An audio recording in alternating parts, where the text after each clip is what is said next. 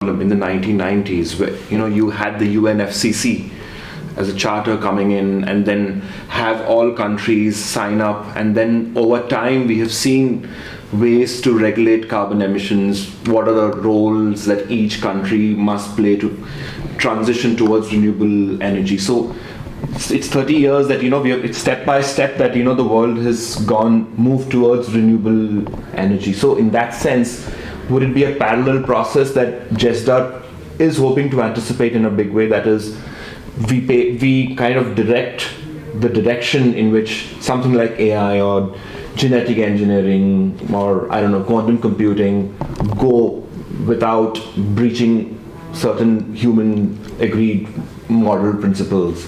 So I would say we typically would not carry the IPCC type of effort which have happened, but which were delayed because of lobbies and people trying to fight against the inconvenient truth that the scientists have been saying for decades. The science has been there, and it was just rejected for other reasons that are not scientific. So JESDA is not necessarily trying to be in that space, but more in a much more actionable space, in a space where we go from science anticipation, which was not it was current. We could see that the climate was changing. It was not about next discovery. So it's a whole different aspect. But quantum is a good example. So quantum is still in the future. We talk about it a lot. There are industries that work on it, but it is still a technology that comes in the future.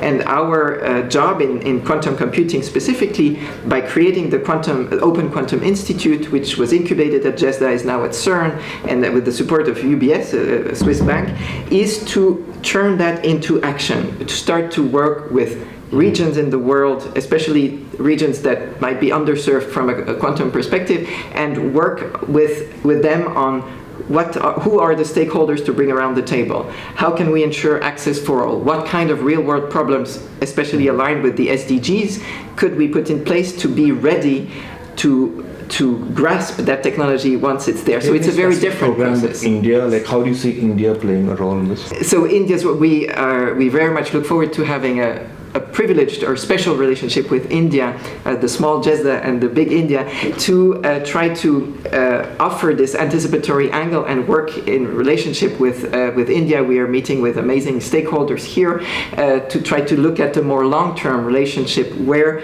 we could work with the research ecosystem, but also the diplomatic ecosystem in India to on particularly these questions, these actionable sort of realizations of how we can bring this anticipation into concrete aspects, the capacity building aspect, how can we equip decision makers to think with an anticipatory angle driven by science, and how can our radar, the breakthroughs that we see coming, be relevant for the research ecosystem in India. Yeah. Okay. In India, the perception of AI, at least from the government's perspective, is that this can be harnessed as a force for good. But whereas, in the United States or many places, the conversation tends to be more, this is an inevitable force that is ripping through the science. It's going to upend our world.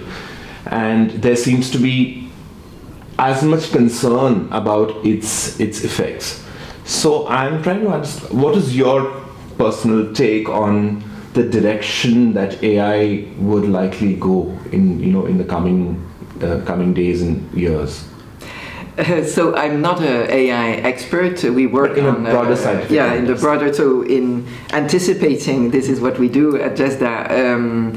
Of course, like in any technology or discovery, the idea is to look at what might be coming and what it implies, what are the questions that it raises. And the questions for AI are huge because they pertain both to how AI is affecting other fields of science, other fields of discovery. It is playing an accelerating role in many different fields, so it already has a huge impact on drug discovery, on neurotechnology, on brain-computer interfaces, on synthetic biology. All of these domains that could be considered remote from AI might be affected or are already started to be affected by the accelerating power of AI. At the same time, when we see that, and this I'm talking more as an observer, when we see that humans are outsourcing a lot of what they do, or either don't want to do anymore, or feel that AI is doing it better than themselves.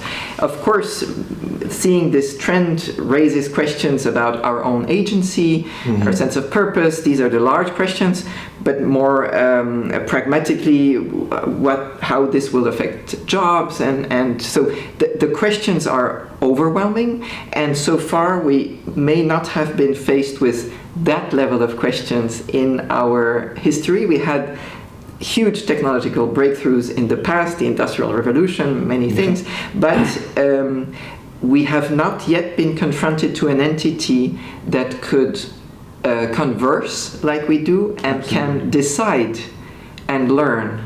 And once we are with an entity that can decide, learn, and converse, we are having a partner that is equal on several levels. Okay, thanks a lot, Marilyne.